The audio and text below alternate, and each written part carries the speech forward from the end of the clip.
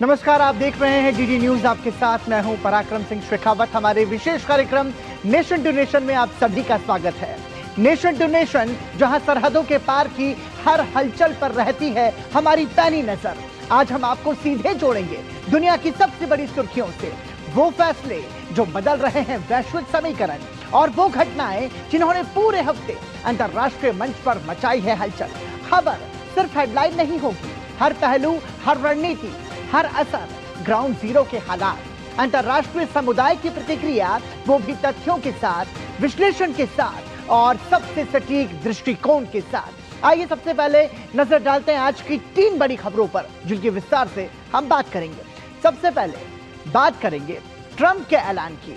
Trump ने Iran में युद्ध के खत्म होने का ऐलान किया है और दूसरी तरफ ईरान के प्रस्ताव को ठुकराते हुए कहा है कि ईरान को अपना एनरिच्ड यूरेनियम हर हाल में अमेरिका को देना ही होगा। ऐसे में सवाल यह है कि क्या ईरान में युद्ध हमेशा के लिए खत्म हो गया है या फिर यह शांति सिर्फ कुछ दिनों की है? क्या एक बार फिर से अमेरिकी सेना ईरान पर आग की बरसात करेगी? इसकी पड़ताल करेंगे। इसके अलावा बात यूरोप की भी होगी, जिसे अमेरिका ने जोर का झटका जोर से दिया है।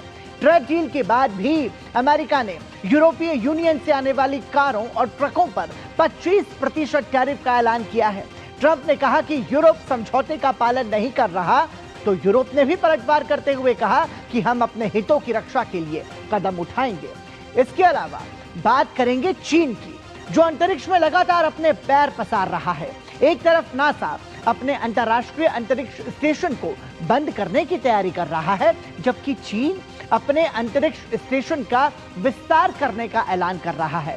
सवाल यह है कि चांद पर पहुंचने की रेस में क्या चीन इस बार अमेरिका को मात दे पाएगा? इन तमाम खबरों पर हमारी रहेगी नजर। आइए शुरुआत करते हैं नेशन टू नेशन की, और आज सबसे पहले बात ईरान में जंग की। एक तरफ ट्रंप अपनी संसद में कह रहे हैं कि ईरान में जंग खत्म हो चुकी है, दूसरी ओर अमेरिकी सेना लंबे युद्ध की तैयारी में जुटी है। ऐसे में सवाल यह है कि क्या अमेरिका का प्लान एक बार फिर से ईरान पर हमला करने का है या फिर सीज फायर जारी रहेगा? यह सवाल इसलिए जरूरी है क्योंकि ईरान अपने परमाणु कार्यक्रम पर झुकने को तैयार नहीं है, तो अमेरिका ने भी इस पर समझौता न करने की बात कही है। ऐसे में सवाल यह है कि इस मुद्दे का समाधान आखिर क्या है? क्या बातचीत इन मुद्दों पर फंस चुकी है या फिर अभी भी कोई उम्मीद बाकी है? ये समझना यहाँ पर जरूरी है। और शांति वार्ता पर सवाल इसलिए उठ रहे हैं क्योंकि अमेरिका ने ईरान का प्रस्ताव ठुकरा दिया है। ट्रंप ने साफ साफ इस प्रस्ताव से नाखुशी जाहिर की है। शांति वार्ता पर जो संकट उभरा है, उस संकट का जो बड़ा कारण है उसमें यह कि ट्रंप ने ईरान का प्रस्ताव एक तरफ ठुकरा दिया है। प्रस्ताव में परमाणु मुद्दे का जिक्र नहीं है, इसीलिए अमेरिका ये बात ईरान की स्वीकार नहीं कर रहा है। ईरान के प्रस्ताव से ट्रंप खुश नहीं है। ईरान ने 26 और 27 अप्रैल को भी प्रस्ताव भेजा था। अमेरिका ने एनरिच्ड यूरेनियम को सौंपने की शर्त रखी। ईरान की नाकेबंदी जारी रखेगा अमेरिका। तो ये तमाम सारी ऐसे कारण है जिन पर पेच फंसा हुआ है। अमेरिका जैसा चाहता है वैसा ईरान कर नहीं रहा है, और इस वजह से डोनाल्ड ट्रंप ने प्रस्ताव को ठुकरा दिया है और सेंटकॉम ने ट्रंप को विकल्पों की जानकारी दी है। अमेरिकी राष्ट्रपति ट्रंप ने कहा कि ईरान को परमाणु हथियार नहीं दे सकते क्योंकि वो इसका इस्तेमाल इजराइल पर बहुत जल्दी करेंगे।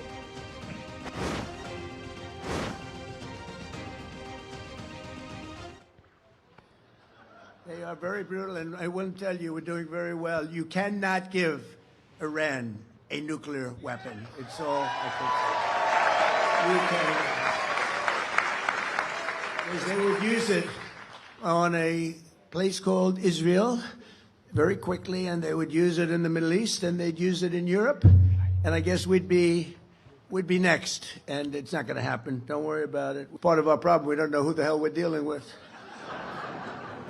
They call up, this is Mohammed, so and so, and I say, are you a leader? We're looking for a leader. It's the only country in the world. Nobody wants to be a leader.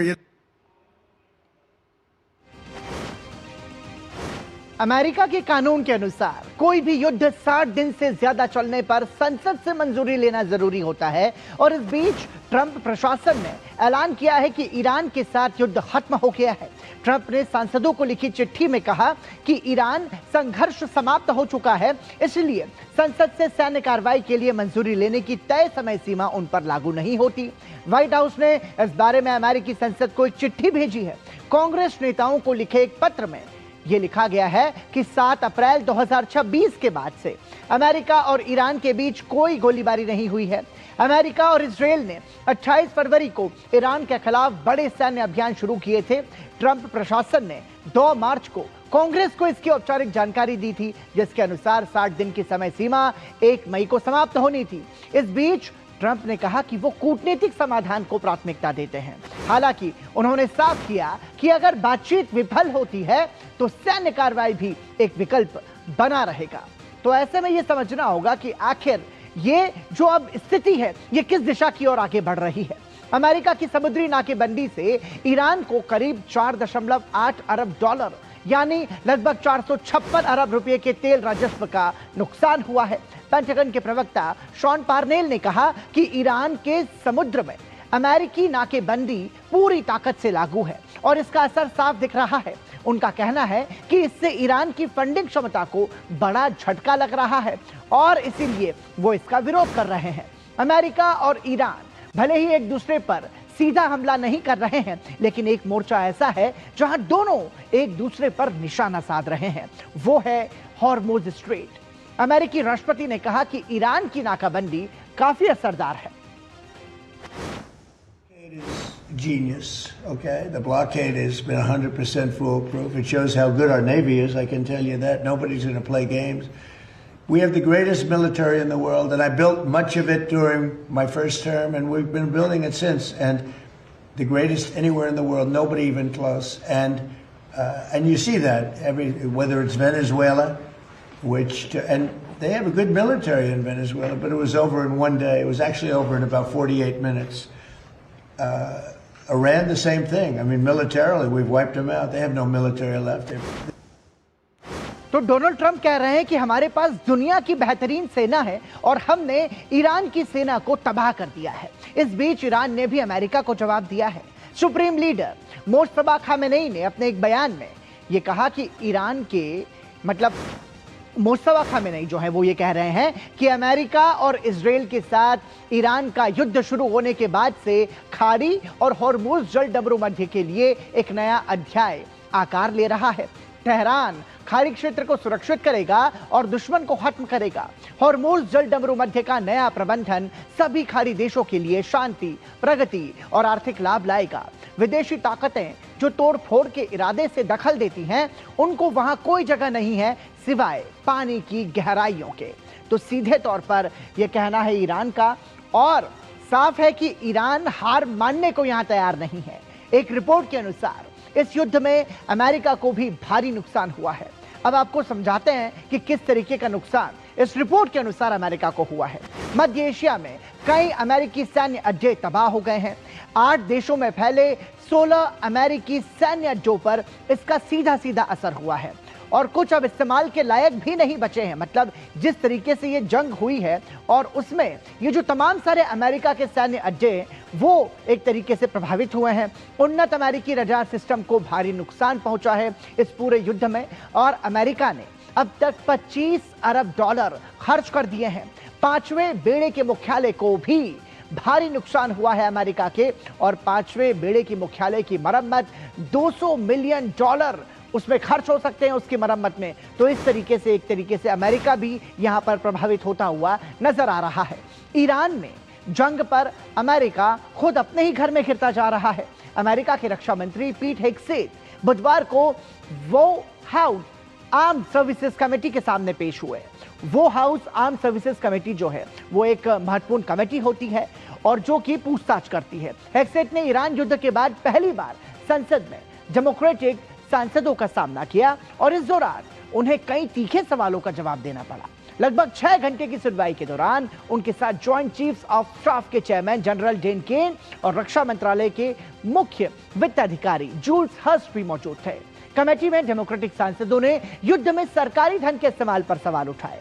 हर्ष ने बताया कि अब तक इस युद्ध पर America $25 अरब खर्च कर चुका है। No better. Shame on you. Calling this a quagmire 2 months in. The effort, what they've undertaken, what they've succeeded, the success on the battlefield that could create strategic opportunities, the courage of a president to confront a nuclear Iran, and you call it a quagmire, handing propaganda to our enemies? Shame on you for that statement. And statements like that are reckless to our troops. Don't say I support the troops on one hand, and then a 2-month mission is a quagmire. That's a false equivalation. Who are you cheering for here? Who are you pulling for? Our troops are doing incredible work. They've done incredible things for the entirety of this mission and achieved incredible battlefield successes. Iran पर हमले के बाद America Germany से 5000 सैनिक वापस बुला रहा है। ईरान युद्ध को लेकर राष्ट्रपति डोनाल्ड ट्रंप और यूरोप के बीच बढ़ती दरार के बीच अमेरिका का यह कदम अपने करीबी नाटो सहयोगी के प्रति एक स्पष्ट नाराजगी माना जा रहा है। ट्रंप ने इस हफ्ते की शुरुआत में जर्मन चांसलर फ्रेडरिक मर्ज के साथ तीखी बहस के बाद सेना में कटौती की धमकी दी थी। मर्ज ने कहा था कि 2 महीने से चल रहे इस युद्ध को खत्म करने के लिए हो रही बातचीत में ईरानी लोग अमेरिका को अपमानित कर रहे हैं। जर्मनी में अमेरिका के लगभग 36,400 सक्रिय सैनिक तैनात हैं। ये उन 2,50,000 अमेरिकी सैनिकों का एक बहुत छोटा सा हिस्सा है जो 1985 में मतलब 1985 में बर्लिन की दीवार गिरने और शीत युद्ध समाप्त होने से पहले वहां तैनात थे। पेंटागन के मुख्य प्रवक्ता शॉन पार्नेल ने कहा कि सैनिकों की वापसी की यह प्रक्रिया अगले 6 से 12 महीनों में पूरी होने की उम्मीद है। आपको बता दें कि जर्मनी से 5000 अमेरिकी सैनिकों को वापस बुलाएगा अमेरिका और सैनिकों को वापस बुलाने की ये उसकी पूरी योजना है जिससे वो अमली जामा पहनाने जा रहा है।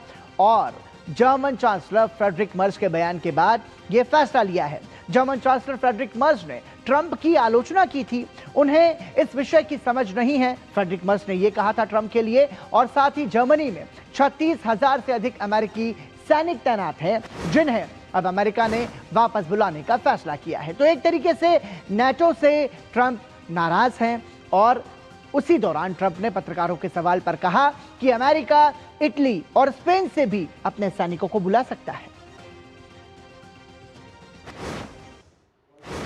Look, why shouldn't I? Italy has not been of any help to us, and Spain has been horrible, absolutely horrible. You know, it's NATO. It's not even the fact that they're bad. It's one thing if they said nicely, or if they said, okay, we'll help, but the help's a little slow. But the level, and we helped them with Ukraine. You know, they made a mess out of Ukraine, a total mess. And we helped them with Ukraine. Ukraine has nothing to do, you know, we're an ocean apart. It has to do with them. It's like for them, it's their front door. We helped them. When we needed them, they were not there. We have to remember that. And so if we ever have a big one, because we didn't need any help with Iran. We had Iran right from the first day. It was over. It was over. और आपको बता दें कि Iran पर हमले के बाद America ने अरब देशों के साथ बड़ी डिफेंस डील की है। क्या इस डील में हुआ है वो आपको बताते हैं। आपको बता दें कि अमेरिका के खुला पिटारा एक तरीके से जो डिफेंस डील है उसमें अमेरिका ने सबसे बड़ी सौदेबाजी यहां पर की है। अरब देशों को हथियार बेचेगा अमेरिका। इस डील के तहत अरब देशों के साथ अमेरिका हथियार की खरीदी बिक्री करेगा और आपको बता दें कि $8.6 अरब के हथियार अमेरिका यहां पर बेचेगा अरब देशों को। और जो वो देश वो भी आपको बता देते हैं कौन कौन से अरब देश शामिल हैं इसमें। कतर, कुवैत, इजराइल, यूएई को ये हथियार मिलेंगे। मतलब कतर, कुवैत और यूएई के साथ, इजराइल के साथ अमेरिका ये डिफेंस डील कर रहा है। यूएस विदेश मंत्री मार्को रूबियो ने ये ऐलान किया है कि हम इस डील की तरफ आगे बढ़ रहे हैं और कांग्रेस की मंजूरी के बिना यह फैसला लिया जा रहा है क्योंकि हवाला दिया जा रहा है कि आपात स्थिति जो है, इसीलिए ऐसे स्थिति में यूएस कांग्रेस की यहां पर मंजूरी को जरूरी नहीं समझ रहे हैं डोनाल्ड ट्रंप और ये अमेरिका जो है वो अरब देशों के साथ इस तरह की बड़ी डिफेंस डील कर रहा है। जिसके तहत वो इजराइल, कुवैत और यूएई को हथियार बेचेगा। और अब बताते हैं कि किस देश को कितने हथियार बेचेगा अमेरिका। तो आपको बता दें कि कतर की बात सबसे पहले, कतर को 4.01 बिलियन डॉलर के हथियार यहां पर वो बेचेगा। और इसके अलावा कतर के बाद आपको बता दें कि एक तरीके से कुवैत को 2.5 बिलियन डॉलर के हथियार जो है वो बेचेगा। मतलब 2.5 बिलियन डॉलर के हथियार कुवैत को बेचेगा और इसके साथ ही बैटल कमांड सिस्टम जो है वो भी कुवैत को बेचेगा। और इजराइल की बात करें तो 992 मिलियन डॉलर के उन्नत हथियार इजराइल को अमेरिका बेचेगा। इसके अलावा यूएई को 147 मिलियन डॉलर के प्रिसीजन किल वेपन सिस्टम जो है वो अमेरिका यूएई को बेचेगा। तो एक तरीके से अमेरिका के लिए ये अच्छी खबर है और इस तरीके से इस बड़ी डिफेंस डील को वो अंजाम देगा। और आइए अब बात यूरोप की, जिसे ट्रंप ने बड़ा झटका दिया है। अमेरिका ने यूरोपीय यूनियन से आने वाली कारों पर 25% का टैक्स लगाने का ऐलान किया है। ट्रंप ने कहा कि ईयू अपने किए वादों का पूरा इस्तेमाल नहीं कर रहा है, मतलब जो वादा ईयू ने किया था वो वादे पर वो पूरा खरा नहीं उतर रहा है, इसीलिए ये टैरिफ लगाए गए हैं। अमेरिका के इस ऐलान को ईयू के लिए एक बड़ा झटका माना जा रहा है। ट्रंप ने तर्क दिया कि इस फैसले के पीछे घरेलू उद्योगों और कामगारों के हितों की रक्षा है।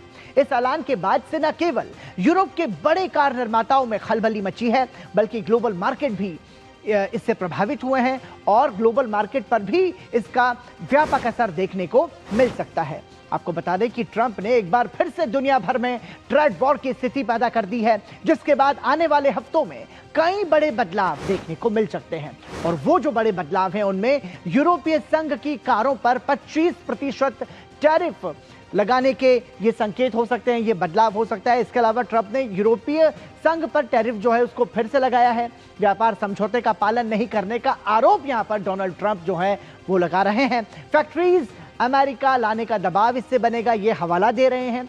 और साथ ही ट्रंप का ये भी मानना है कि अमेरिका को अरबों डॉलर इसके जरिए मिलेंगे। मतलब एक तरीके से यूरोपीय संघ पर जिस तरीके से ट्रंप ने ट्रेड जो प्रतिशत है, जो ट्रेड फेयर है वो बढ़ाने की कोशिश की है, उसका ये असर मान रहे हैं ट्रंप कि हमें इसका बहुत ज्यादा मॉनेटरी फायदा होगा। ट्रंप के ट्रेड वॉर पर यूरोप ने भी यहां पर जवाब दे दिया है। ईयू ने कहा है कि ट्रेड डील तोड़ी तो सभी विकल्प खुले हैं, अपने हितों की रक्षा के लिए हमारे सभी विकल्प खुले हैं और हम बाध्य नहीं है किसी भी स्थिति में। 25% टैरिफ बढ़ाने के बाद ये प्रतिक्रिया एक तरीके से यूरोपीय यूनियन की आई है। आयाती कारों और ट्रकों पर 25% टैरिफ समझौते के तहत अमेरिका अपनी प्रतिबद्धता यहां पर स्पष्ट करे। एक तरीके से ये सवाल भी जो है यूरोपीय यूनियन ने अमेरिका से पूछा है। इसी के साथ यहां रुक रहे हैं छोटे से ब्रेक के लिए। देखते रहिए नेशन टू नेशन।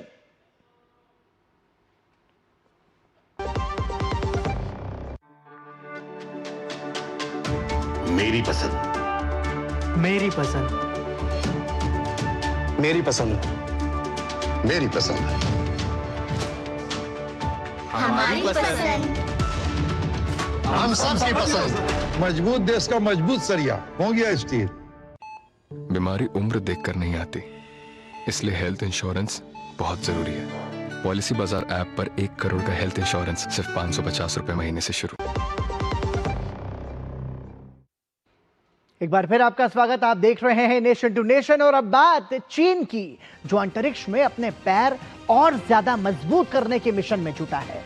चीन पृथ्वी की कक्षा में स्थित अपने अंतरिक्ष स्टेशन का विस्तार करने की योजना बना रहा है, जिसका अभी से 2 गुने से भी अधिक जो है वो हो जाएगा उसका जो विस्तार है। यह कदम ऐसे समय सामने आया है जब अमेरिकी अंतरिक्ष एजेंसी नासा अंतर्राष्ट्रीय अंतरिक्ष स्टेशन को 2031 तक चरणबद्ध तरीके से बंद करने की योजना बना रही है। वर्तमान में चीन का तियांगोंग और आईएसएस कक्षा में मौजूद है। नासा की योजना अंतरिक्ष में आईएसएस को बंद करने की है। इससे चीनी अंतरिक्ष स्टेशन पृथ्वी की परिक्रमा करने वाला अपनी तरह का एकमात्र स्टेशन यहां पर बनता हुआ नजर आएगा। और अंतरिक्ष में चीन की ताकत ने वॉशिंगटन से लेकर मॉस्को तक खलबली मचा दी है। ड्रैगन अब सिर्फ जमीन और समुद्र पर ही नहीं बल्कि अंतरिक्ष के शून्य पर भी अपना वर्चस्व जमाने की फिराक में है। चीन ने पिछले 1 दशक में वो कर दिखाया है जिसे हासिल करने में अमेरिका और रूस को दशकों लग गए, और अब रेस है फिर से चांद पर पहुंचने की, जिसमें वो अमेरिका के साथ मुकाबला कर रहा है। चीन का लक्ष्य महज विज्ञान नहीं है। चीन अंतरिक्ष के संसाधनों जैसे हीलियम 3 और भविष्य के अंतरिक्ष अर्थव्यवस्था पर नियंत्रण चाहता है, और इसके लिए तेजी से वो काम कर रहा है। आपको बता दें कि चीन वर्तमान में एकमात्र ऐसा देश है जिसके पास एक अंतरिक्ष स्टेशन है जो 2022 में चालू हुआ था। 1996 में इसके संचालन शुरू होने के बाद से 3000 से अधिक प्रयोग किए जा चुके हैं। जानकारों का मानना है कि चीन का यह कदम उसने मून मिशन की, उसकी मून जो मिशन है उसकी महत्वपूर्ण कड़ी है। चीन का मून मिशन क्या है अब आपको बताते हैं। 2030 तक अपने अंतरिक्ष यात्रियों को चांद पर उतारने की तैयारी जो है वो चीन कर रहा है। चांद पर स्थायी बेस बनाने की तैयारी चीन की है, और लूनर लैंडिंग फेज के बुनियादी ढांचे पर फिलहाल चीन बहुत ही तन्मयता के साथ और तत्परता के साथ काम कर रहा है। वेनचांग स्पेस लॉन्च सेंटर में लूनर मिशन के लिए चीन का काम लगातार जारी है, और चीन रूस के साथ मिलकर ILRS भी बना रहा है। साथ ही चांग E7 मिशन इसी साल या जल्द ही लॉन्च होने वाला है, जो कि चीन का एक बहुत ही प्रभावी और महत्वाकांक्षी मिशन है। चांद के दक्षिणी ध्रुव पर पानी की खोज करना इस मिशन का लक्ष्य है, जिस पर चीन बहुत तेजी से काम कर रहा है। चीन 2026 में मिशन चांग E7 लॉन्च करने की तैयारी कर रहा है, और ये जो मिशन है ये काफी महत्वपूर्ण माना जा रहा है। अब आपको बताते हैं कि ये जो चांग E7 मिशन है आखिर ये है क्या। अगस्त 2026 तक लॉन्च करने का चीन ने इसका लक्ष्य रखा है। इसमें ऑर्बिटर, लैंडर, रोवर चांद पर भेजा जाएगा। साथ ही पानी की बर्फ और संसाधनों की खोज करना इस मिशन का लक्ष्य है। यह मिशन 8 साल तक चल सकता है, और 2030 तक मानव लैंडिंग की तैयारी भी इसके माध्यम से चीन करने की कोशिश कर रहा है। लॉन्ग मार्च 10 रॉकेट का परीक्षण अंतिम चरण में है, और चीन रूस बेस बनाने की तैयारी कर रहे हैं। तो एक तरीके से चीन का मिशन चांग E7 अपने आप में एक महत्वपूर्ण मिशन है, जिस पर चीन बहुत तेजी से जुटा हुआ है। और अब बात उस दुनिया की जो है तो हमारे पास ही, लेकिन उसके बारे में अब भी हम बेहद कम ही जानकारी रखते हैं। समंदर जो अपने गहराइयों में कई राज छिपाए बैठा है, इंसान अब इसके एक और राज के करीब पहुंच गया है, और वो राज है समुद्र में स्पर्म व्हेल। गहरे पानी में जो तैरती है, इनकी दुनिया अब तक हमारे लिए एक रहस्य थी, लेकिन अब और नहीं। अब वैज्ञानिकों ने एक ऑटोनोमस अंडरवाटर रोबोट या ग्लाइडर, जिसे आप समझ सकते हैं, इसका इस्तेमाल करके इनकी बातचीत को रियल टाइम में ट्रैक करना शुरू कर दिया है। ये रोबोट व्हेल की आवाज सुनकर उन्हें ट्रैक कर सकते हैं, और लंबे समय तक पानी के अंदर इनके साथ रह सकते हैं। स्पर्म व्हेल रास्ता खोजने और शिकार करने के लिए क्लिक आवाजों का इस्तेमाल करती है। साथ ही वो क्लिक्स के कुछ खास पैटर्न भी बनाती हैं, जिन्हें कोडास कहा जाता है। माना जाता है कि ये पैटर्न आपस में बातचीत करने में महत्वपूर्ण भूमिका निभाते हैं। वैज्ञानिकों ने सबसे पहले 1957 में यह पता लगाया था कि स्पर्म व्हेल आवाजें निकालती हैं, लेकिन वो आपस में कैसे बात करती हैं ये समझना हमेशा से मुश्किल रहा है। इसकी वजह यह है कि ये समंदर में 1.6 किलोमीटर से भी ज्यादा गहराई में गोता लगाती हैं, जिससे उन पर लगातार नजर रखना बहुत मुश्किल हो जाता है। लेकिन अब यह मुश्किल आसान होने वाली है। और आपको बता दें कि CETI सेटी के संस्थापक डेविड ग्रूबर ने कहा कि यह रोबोट अब तक हुई रिसर्च की तस्वीर बदल देगा। Vehicles that just work on buoyancy. So they go up and down by kind of moving this little bladder back and forth.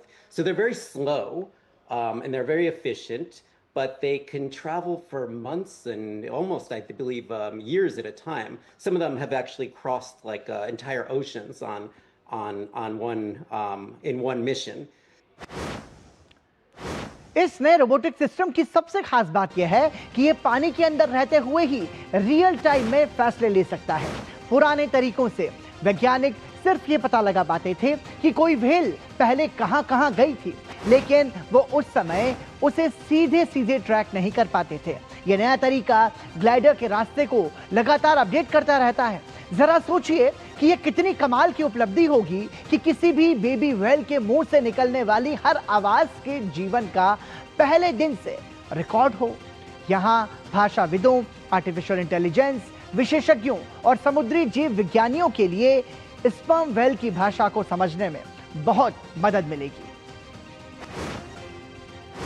और जानकारों का मानना है कि इस रिसर्च से स्पर्म व्हेल की दुनिया के कई राज अब हम समझ पाएंगे। Humans, we learn as a baby, and we start babbling and then saying a few words.